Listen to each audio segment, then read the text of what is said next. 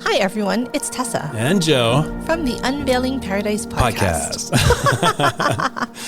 Tessa, summer is almost here, and so many of our listeners are about to have their epic destination wedding. And we are so excited for you guys. Before the big day, guys, we want you to make sure you listen to these 3 episodes. Episode 62, Deep Diving Your Wedding Ceremony. Episode 53, Questions Your Wedding Guests Will Ask. And episode 31, the final countdown to your wedding day. And if you're planning your wedding here in Hawaii, hit us up and ask us about our Unveiling Paradise podcast promo. Happy planning. Welcome, everyone, to another episode of the Unveiling Paradise podcast. Good morning, Joe. Good morning, Tessa. How are you? So good. So, funny thing is I have a topic that I want to talk about today that you have told me no multiple times, but I'm doing it. Sounds like this is not going to be a great show, but my 100% faith is with you, so let's go for it. Do you? Yeah, why not? That's your problem. But, so the topic that I want to talk about today is really, really exciting. I love it. And really, it's a lot of these secret terms, these wedding acronyms, these wedding words that nobody has a clue what they mean unless you're in the industry or you're actively planning multiple weddings, and I'm excited. So are you saying this is like the cool kid club? Like, you know the secret language, the secret words? I am a cool kid. I don't know if you're going to know all the words. I don't know any of them. So what we're doing today is we're bringing on a special guest. She and I know all the words. You guys are part of the cool club together. We are the cool kid club. So let me introduce you to our good friend, Michele Ganiko. She is the Associate Director of Catering at the Hyatt Regency Waikiki. Welcome, Michele. Thanks for coming on our show. Hello. It's so great to be here. Thank you so much for having me. So, Michele, we've known you for a number of years, but to our listeners, can you introduce yourself? What is your job, and how have you become the gatekeeper to all the secret words in the wedding industry? Well, I don't know about that, Joe, but yeah, I've been working for the Hyatt for a really long time. I won't reveal how many years, but it's been a while. I enjoy every minute of it, though. Every wedding that we do here, it just is so amazing. We want to make it special. We want to make it unique, and we really, want to take care of our clients. And the really unique thing about the Hyatt Regency is you guys do really specialize in weddings, right? That's correct. I think of any events that we do here, weddings is sort of the forefront of our event business here. We see more weddings than other types of events, but every wedding, we want to make sure everything's perfect. And what I like about the Hyatt really is it's that level of service that they provide to our wedding clients. In addition to Michele and her team going above and beyond, they have different wedding packages. So when you're choosing to do your wedding at the Hyatt Regency, they have different levels of rooms, cakes, upgrades, which kind of, it all kind of helps in your budget. And as a wedding planner, all of the freebies for your wedding really kind of make it great. And if you're just planning your wedding, you're trying to figure out how to make it happen, they will hold your hand and walk you through all the tricky lingo that we hear all day long. So let's get into this. We're going to take a deep dive, and we're going to pick your brain. We're actually maybe do a little bit of quizzing too, Michele, about I'm ready. I'm ready. Some of the wedding lingo that we hear all the time. And I think it's just going to be really helpful and useful to our listeners so that when they are getting started, meeting with catering managers, meeting with venues, they are going to know how to talk the cool kid talk. So let's get started. Welcome to Unveiling Paradise, your go-to destination wedding podcast. I'm Tessa, wedding planner and owner of Fred & Kate Events. And I'm Joe, wedding and adventure photographer of Joseph Esser Photography. We are based in Hawaii, one of the biggest, most popular locations for destination weddings. We want to share our real-life experiences with you, give you insight from a professional's perspective, and still make sure you're having fun in the process. We're huge believers in the fact that planning a destination wedding can be one of the most amazing experiences, and we want to bring you along. We're so excited to talk with you about weddings, Hawaii, and everything else under the sun. So pack your bags and let's get started. Welcome back, guys. Today, again, we are talking about the cool kids' secret code words in weddings. Are you ready? Yeah. You are? We're ready. So I want to start by saying that as a wedding planner, I get this a lot. People are booking venues, booking vendors, they're reading their contracts, they're understanding the language. As we start kind of progressing, then all of a sudden, they're telling me, wait, I actually don't know what this means. Or what are we talking about? So I think I always compare it to buying a house, where I bought a house and I signed all the paperwork. And as I read the contracts after, I realized I had no idea what I was signing, which is scary if you think about that. Yeah, you don't want to start planning your wedding, signing contracts, if you have no idea what you're signing onto. Exactly. And especially when you're starting with a venue contract, there's a lot of these terms and words and things that you think you understand. And once you start doing your planning, you realize, oh, maybe I didn't understand as much as I thought I did. And so that's what we want to talk about today. So we have a list of some words. Joe, I'm curious to see what you actually know of these words. Me too, actually. Again, I know Michelle knows, so we're going to test both of you because I always like to make it a game and a competition. So Michelle will be the key, judge. The key, She's, right? Yeah, She's the answer key. Okay, we got it. And we're just testing you, and I'm just here for entertainment, I guess. I can't wait for this. Okay, so the first hotel term that we have is BEO. BEO. Joe? Yeah, BEO. Okay, so if you don't shower, right? BEO. Right? I don't know how that fits into a wedding, but I mean, you want to smell fresh. Is that like at the hotel? Yeah, like, take a shower. Take a shower. BEO. Is that right, Michelle? That's not quite it, Joe. But what a BEO is, it stands for banquet event order. So when the couple is ready to finalize all their details, from their menus to their timeline to their event setup, all those details are put onto a document called a banquet event order. It's given to the couple about a month prior to their wedding so that they can review and make sure that everything's perfect. So this is like the entire order. So if they're ordering linens through the hotel, or if they have their menu, add-ons, appetizers, like you're going to see that all in your BEO. That's correct. Yep. You're going to see all of that. It usually comes from the venue and is shared with the couple at some point. And, one thing that I want to say is, in addition to it being the food and beverage, it's all things hotel. So what time does the air conditioning turn on in the ballroom? Is the parking hosted or not hosted? So anything related to the hotel will go onto the BEO. In addition to any of the vendors that are coming in will also be listed somewhere else too. So it is a plethora of information, not about being stink on your wedding day, Joe. Actually, I did know that because I just saw a BEO at a wedding that we had just done.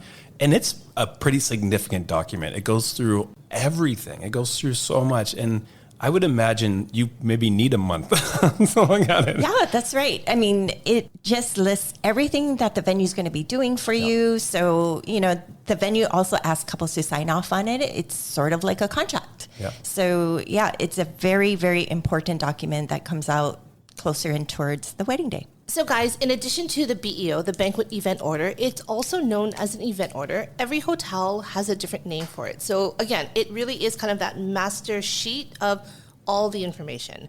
One of my tips for you is, as you get the BEO, as you're working with your venue, you need to make sure that you read it line by line. This is all of the information. This is all of the expectations on your wedding day. If it doesn't list that the parking is hosted, then on the wedding day, you're likely going to be paying for you and your guest parking. Okay, so you were wrong, Joe, on that one. Michelle was obviously right, as she is our master key. Our next one is going to be tricky, and I would be shocked if you actually get this one, but I'm rooting for you. All right. Okay, plus plus. Plus plus. Plus plus. Okay, so this is when you want to bring a guest and another guest. Plus plus. Or if you've eaten too much and you need a little extra space in your belt, you add a couple plus pluses to fit in your pants. Is that right? No? It's close. Okay. I'm going to say it's close. Michelle? Well, not quite again, Joe. But plus plus in the world of events generally refers to adding service charge and tax onto the base price. So many times when venues share their menus or they share contracts with their couples, you're going to see the base price listed in all these documents. So plus plus is something that is added on after, which is the tax and service charge is added on top of the base price. So couples need to make sure that they understand that. So the plus is service charge and your taxes. That's correct. Gotcha. Okay, Yep. perfect. And one thing I want to add is the plus is common in hotels where, again, every single hotel will add a plus to their food and beverage. It's also understanding sometimes the food and beverage plus is different than their room rental plus, where the service fee might be a lesser charge. Also to keep in mind is it's not exclusive to hotels. So some caterers, some rentals, some different companies add the plus too. So it is not a hotel-specific term. So whenever you're looking at a contract or any sort of legal document and you see the plus, always ask, what is that? Because that is adding, 10, 20, 30% more onto your budget. Right. And I think sometimes it's a little difficult for couples to calculate the plus. So it never hurts to ask the venue or the events manager for an estimate or something that would share the full cost of the wedding. So I'm not part of the cool kid club yet. All right. I'm 0 foot 2. All right. Let's do Not this. yet. I have hope. I'm holding out hope for you. The next one is F&B. F&B. F&B. Sounds like a swear word. Did I find a way to swear? This is supposed to be a clean program. All right. I'm not going to answer that, but what does F&B mean? Michelle? So F&B stands for food and beverage. F and B, not F and B. F and food and beverage. Okay. Yeah, a lot of times, I guess we take it for granted that, we use these acronyms all the time, both in our emails, in our language, when we talk to clients. But yeah, F&B is just short for food and beverage. And when we're talking about food and beverage, we're often referring to a food and beverage minimum. And the minimum being the least amount you can spend. It is your guaranteed spend. So say, for example, you're at a venue and there's a $20,000 food and beverage minimum. That means regardless of your guest count, if you have 200 people, 100 people, 50, you have to hit that $20,000 minimum spend plus the plus. If you have a $20,000 food and beverage minimum, you're going to be paying $20,000 plus service fee plus tax at the very minimum. That is your minimum spend. Okay, Joe, I have faith in you, but I'm starting to get a little worried. I think you're going to get the next one. I feel good about this. Okay. So we're going away from acronyms, and now we're just going for just like fancy words. Okay, I do like words. I'm good at words. You are fancy, I know. Okay, so we are talking about a courtesy room block versus a guaranteed room block. Okay, I'm going to guess that courtesy would mean it's a courtesy. A guaranteed would mean it's guaranteed for you. We're holding these rooms. Is that close? Am I close? Joe, I think you're close. This is what I'm going to tell you. Does close count as a point or not? You're going to get a half point, and this is why. Okay. You were correct on the guaranteed. Marking it down. You are correct on the guaranteed in the sense that if you are guaranteeing 10 rooms with a hotel, you are obligated to pay for those 10 rooms, even if you get people to book them or not. So say I have 5 guests that want to stay, you are still going to be held to those 10 rooms. There are other things like attrition and whatever, and we don't care about those. So let's not talk about that today. I have no idea what attrition means. Perfect. Then so let's not don't even put think that on about the list. it. So, okay, if you're guaranteeing a room block and you say you have 10 rooms, you are committed to 10 rooms. With a courtesy block, you're not obligated. So you have a more expensive room, but you can hold 10 rooms. If people book it, great. If you don't, then you release it and you have no financial obligation. And that's the big difference between courtesy and guaranteed room blocks. So guaranteed means if they don't book it, you're on the hook for Correct. that, but you get it for a lower rate. Whereas courtesy is we have these many rooms. It's at a discounted rate, maybe. Correct. But you don't have to personally guarantee that all of those rooms fill. Correct. Okay, got it. The only benefit, though, to doing a guaranteed room block is to just make sure that the rooms are there for your guests. Right. Some hotels, they book out many months in advance. So you want to make sure that the rooms are there for your guests, for your wedding. So actually, this is really interesting. There are different months that hotels will be completely booked up around the holidays, right? True. You Yes. know, or even summertime. Absolutely. Yep. Summertime, holidays, especially Christmas and New Year's, hotels book up months in advance. So you want to make sure that you do your room blocks relatively early. Don't wait till the last minute to block the rooms. Do that in advance. I actually recommend doing that right after you sign a event contract with a hotel or venue. take care of your rooms, take care of your guests. And I love it when our couple and all of their guests are at one central place at the same hotel. It just makes everything so much more convenient. I love room blocks. I think that's a huge benefit, actually. Yeah. You know, you're getting ready at the hotel. You're not fighting traffic, getting to the next destination. Yeah. All your guests will be happy that they're right there at the venue itself. And after the long wedding day, they have somewhere to go to rest, and after they don't have to worry partying. about driving. Right, exactly. It's perfect. Okay, Joe, you got a half point so far. I'm going to give you that. So if this was my daughter's report card, like it's not looking maybe good. Maybe an F plus? Is there an F plus or there D? Is I'm no going F to give you a pluses. D minus. That's a thing. I want an F and B. A B and F. Okay, I have a feeling you're going to get the next one right. So I have full faith in you. Okay. Okay, so we're talking about the difference between a catering manager versus a banquet captain and bonus point versus a wedding coordinator. Oh, wow. Okay. All right, here we go. So catering manager, banquet captain, wedding coordinator. Okay. Catering manager is the person you want to know who gets everything done. The banquet captain is the one who is going to treat you really well with food, so you want to be really nice. And the coordinator can make your life beautiful or hellish. So, yeah, I'm going to give you a point. I'm going to give you a point for that. Yay, Joe. Yay! 1.5 points. 1.5 points. But I'm going to hand off to Michelle to maybe dive a little deeper. Okay, all right. Okay. What you said actually isn't false, but so catering manager, first of all. Catering manager is the person that you initially meet with, right? So the bride and groom will meet the catering manager. They'll book the event venue. They'll do all the pre-planning on behalf of the venue. The banquet captain is the person that will be there on the event day or your wedding day. And that person runs the floor. So they'll work with the wedding coordinator and event manager, and they will release the tables to the buffet line. They will help guests with their needs on the day of their wedding. They help with the program. Sometimes they help cut the cake or be there to wipe the cake off the cheek of the bride, or, you know, they have multiple duties there at the venue. Wedding coordinator, and this is the most important person, I think. Oh, did you hear that? Oh, I know. I'm listening. A wedding coordinator is someone I feel is taking the lead of the wedding planning and the wedding day especially. So think of the event manager or the venue as a vendor. Yeah. We ultimately are another vendor.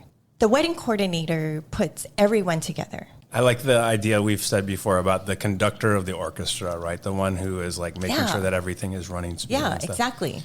I think that Michelle's giving you too much credit. The Are you banquet kidding manager me? is the one who brings you the garlic chicken, not the coordinator. You're right. So I'm saying. And one thing that I want to kind of tie everything back together is the wedding coordinator, the banquet captain, the catering manager, all of them are living and breathing by the BEO. So they are all using the BEO That's all true. night to make sure that we are doing exactly what the client expects from the venue. So the BEO is like our Bible on the wedding day. A lot of the terms that we talked about, right, Michelle, have been definitely more indoor or hotel centric. Sure. One thing to keep in mind is when we're looking at tricky words, it's not just hotels. It is every possible area of weddings. So we want to talk about outdoor venues and how things get tricky there. And I know that the Hyatt is an indoor venue, but I'm sure you've heard a lot of these words or a lot of these terms or have managed these things. So basically, I'm going to test both of you now on these words, and I'm the master key. So I'm not sure if I like that because Oh, it's too bad. Michelle's way smarter than me. I know, but I believe in you. Okay, all right, okay. Well, this is new for me too because, you know, we don't have outdoor lawn or anything of that nature, but, you know. And you I'm stand willing to- outdoors, Joe. All right, then I'm taking you down, Michelle. I got this. Okay, the first one is tricky. And I get this a lot from couples. They don't know what this means. So the first word is scullery. Oh, yeah, I know this one. And it doesn't have to do with a pirate ship. It's not. Okay. It's so silly. Okay. In the 90s, there was a show called The X-Files, and you had Mulder and Scullery. Scullery was the redheaded actress. I don't know how she fits into weddings, but that's Scullery. Okay, first of all, you're aging yourself, so that's cool. Whatever. It's a great show. But you're talking about Scully and not a scullery. Okay, never mind. Okay. Michelle, do you want to try to take a guess at this? I think it has something to do with a kitchen or a back kitchen or a prep area. There you go. Something of that nature. Is that right, Tessa? You're correct, Michelle. So Michelle is correct. Joe, you're wrong. Oops. Give us a little more specific definition. I'm going to give you some. I'm going to give you a before deeper you dive. give those points away to Michelle. I'm going to tell you it has nothing to do with pirate ships or X-Files. So okay, so no points for me. So no point for you. 0. But basically, the scullery is two parts, right? It's the physical kitchen space where they're actually cleaning and scraping the plates with all the food, right? If we're at an outdoor venue and you have leftover food, it has to get dumped. It has to be taken out. It's the area where you're actually cleaning. It's the prep, messy kitchen cleanup. It also can be referred to as the people, right? It's the scullery are the staff that are actually the ones scraping the plates, putting the forks in, right? Whatever rental items you have, believe it or not, have to go back into the holders to go back to the rental company to get cleaned. So scullery can be used in two ways, but it is the cleanup of the food and all of that junk at the end. Okay, the next one for both of you, and we're going to start with Michelle first, is prep tent. Prep tent. Yep. I think the prep tent would be something that guests or clients would use to prep their items before putting it out on the tables. Yeah, that sounds reasonable. So the prep tent is where you're prepping food. It's a special area that's just designated for food so it doesn't get contaminated with all kinds of other junk. You're correct. Now, here's the thing that I want to remind people. Whenever we're doing an outdoor venue space, whenever we are creating a wedding, you are literally building a restaurant, a hotel from ground up. So all of these things that we take for granted that are included in the cost of your hotel food and beverage, you have to bring in on your own. So with a prep tent, you are getting a tent. You need walls, you need lighting, you need tables, you need to have jack stands. All of these things that are already, you're not charged for these items at a hotel. These are additional costs at outdoor venues. With the scullery, you often will need, again, a scullery tent, tables, trash bins, trash bags. Scullery is also staffing, so you're also paying per person to be there to scrape the plates clean. Two things that are both kitchen related that are additional cost to think about with outdoor venues.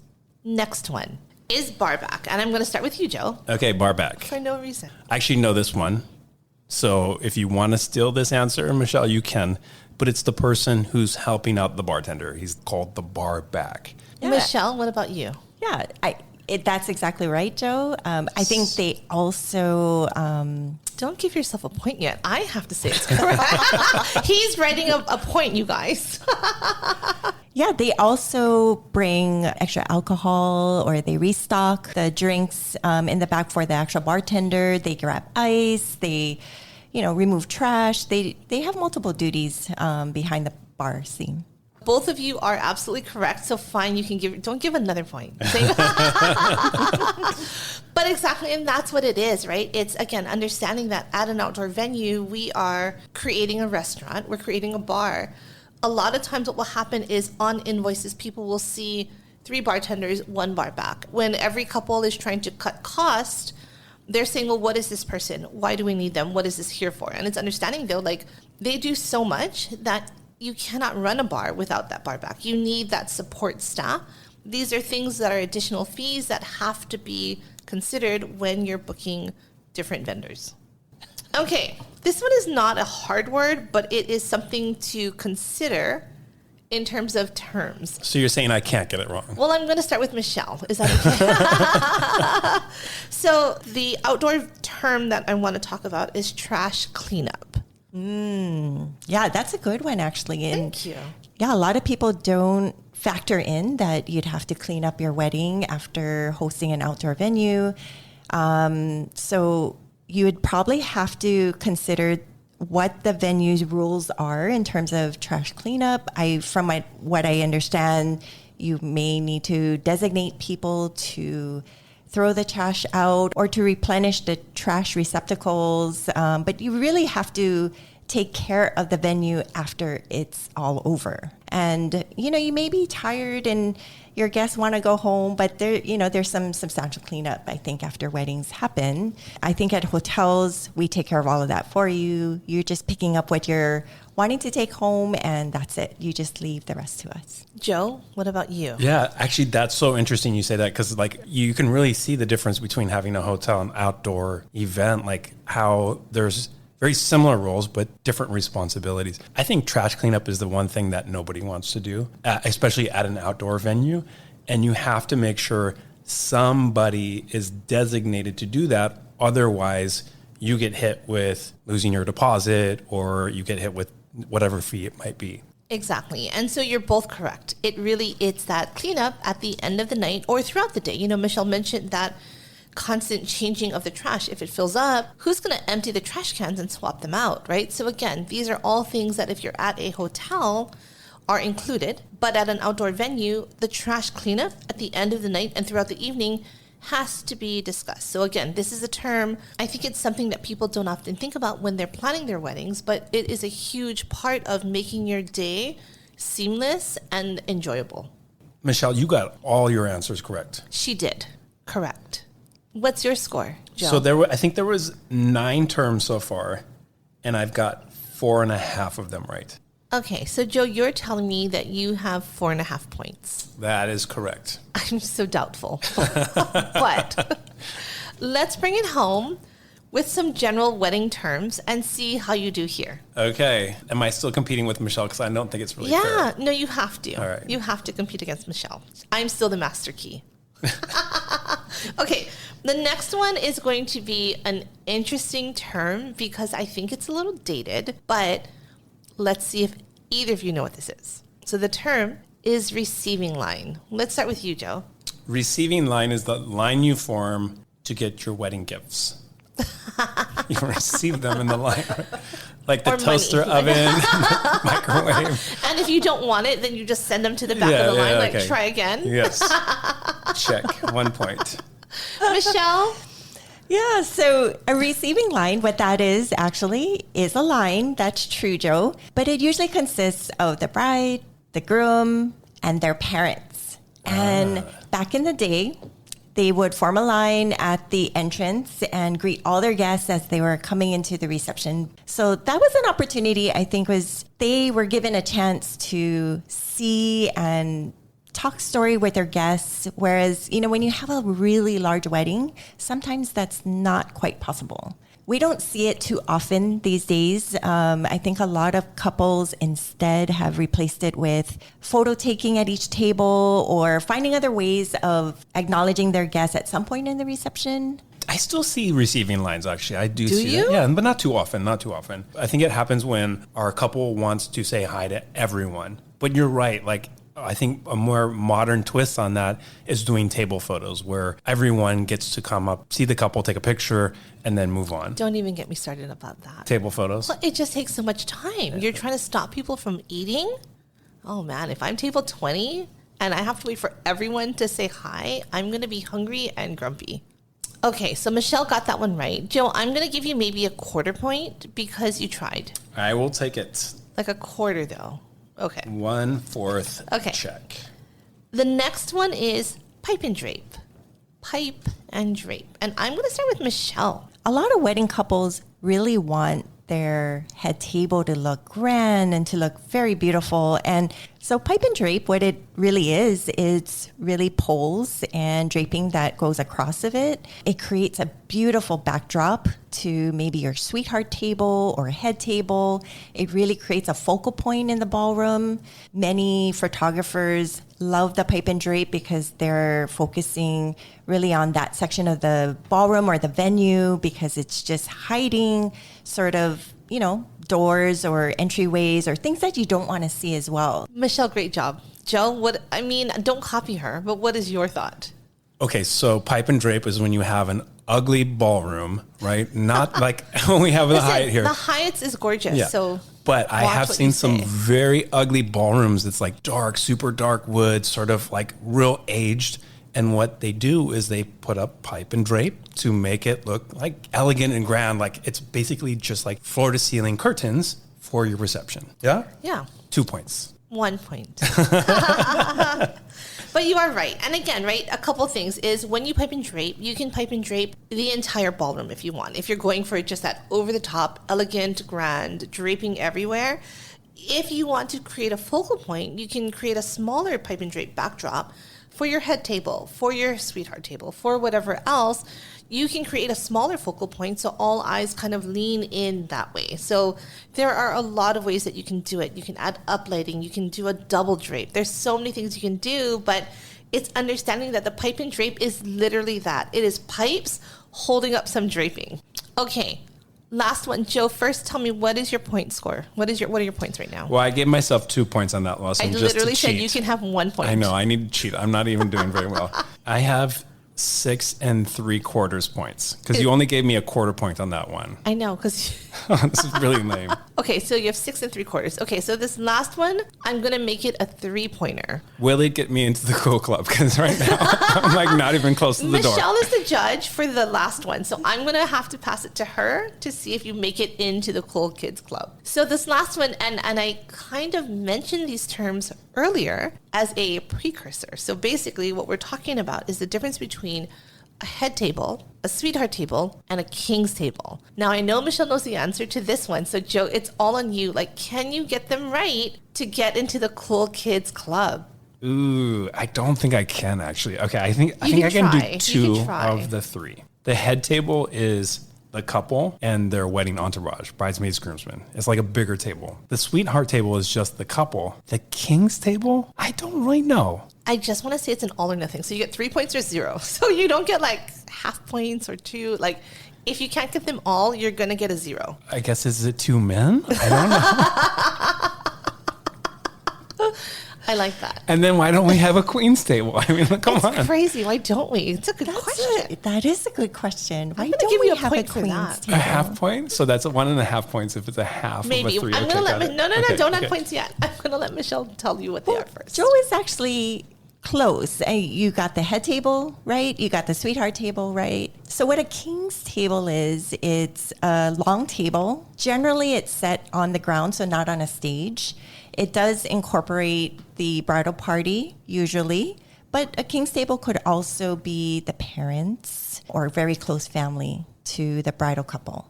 And a lot of times this long table is featured in the center of all the other guest tables. It's an important VIP table. I think it's because of the style of the table. It's very different from all the other guest tables. So you know someone very important is sitting there. So I actually have seen that. I did not know that was what you called it. So it's a king's table. Yeah. So instead of being at the head, right, like with your head table, you're up at the front, you're often on a stage, everyone's sitting on one side facing out. Yeah. Again, like you said, with the sweetheart table, it's 2 of them, again, likely on a stage or at the front, and they're facing out.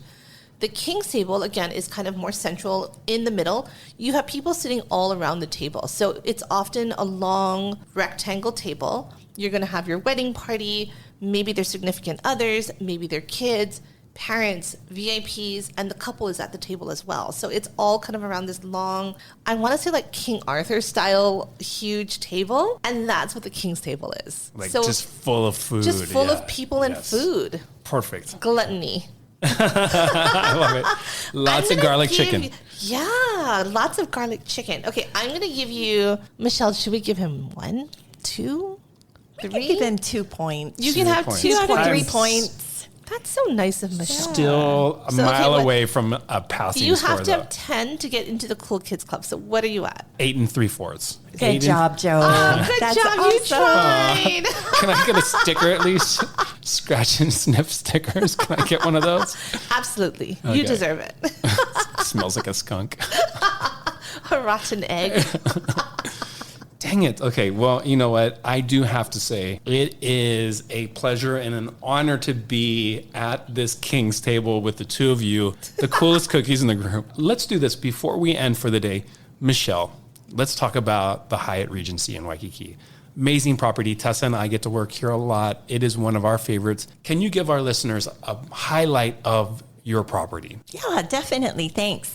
The Hyatt Regency Waikiki, we're the heart of Waikiki. Yeah. You know, we're centralized. We're close walking distance to just about anything here in Waikiki, which makes it a great place for locals and destination wedding couples. You know, our forte really is weddings here. Our ballroom was renovated just about a year ago, actually, and the entire renovation revolved around wedding couples. From its neutral gray palettes to us keeping its gorgeous chandeliers to the windows that overlook the ocean. Alongside of that, we have the Nalea Terrace, which is our outdoor venue, also with beautiful views of Waikiki Beach. To me, it just speaks weddings. You know, it's the perfect venue for wedding ceremonies, receptions, rehearsal dinners, etc. Michele, it really is a gorgeous property. As a photographer, it is a one-of-a-kind place where you have these amazing chandeliers in this ballroom, which is just absolutely epic for photography.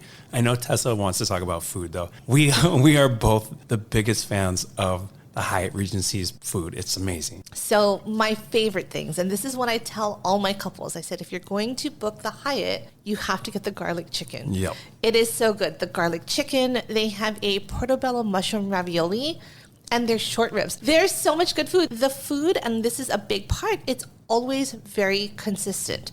They consistently do a good job. It's not like other restaurants, you know, where you go and you're like, is the food going to be good today? I don't know. Like, the food is always consistently good. And for a wedding, if you're planning a year out, you want to know that what you tasted today is going to be the same for your wedding. And this is what they do really, really well. Thanks, everyone, for listening. We hope that you guys walk into the Cool Kid Club after this and you have all the right lingo for your wedding.